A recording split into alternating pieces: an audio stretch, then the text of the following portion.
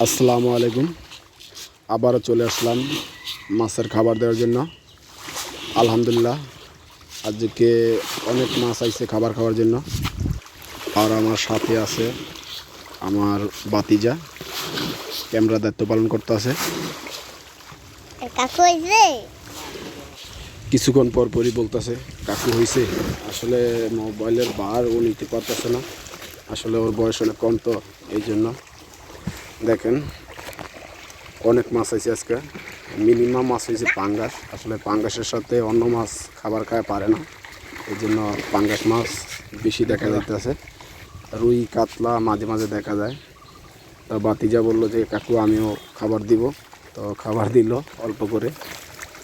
যাই হোক, এই যে দেখেন মিনিমাম পাঙ্গাস। অন্য মাছ কিন্তু আছে, পাঙ্গাসের চাইতে অন্য মাছই হচ্ছে বেশি, কিন্তু অন্য মাছগুলো দেখা যাইতেছে না।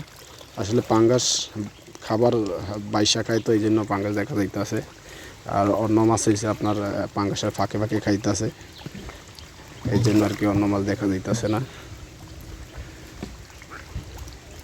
যাই হোক, কিছুদিন খাবার খাওয়ার পর আলহামদুলিল্লাহ পাঙ্গাসের সাইজ অনেক বড় হয়েছে। মোটামুটি যখন বাসা খাবার শুরু করছিলাম তখন সাইজ ছিল আপনার 500 গ্রামের মতো। এখন কিছু কিছু মাছ আপনার 1 কেজির মতো আছে, কিছু কিছু 700 গ্রাম, 800-900 গ্রাম এরকমও কিছু কিছু মাছ আছে। আলহামদুলিল্লাহ একবারে বুঝতেই পারতেছি যে মাছের ওজন বাড়ছে আগের থেকে। ও ফাঙ্গাস,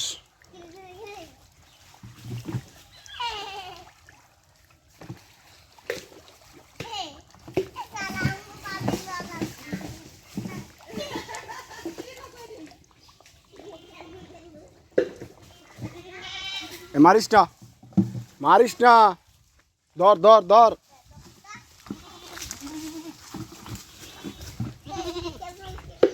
আবার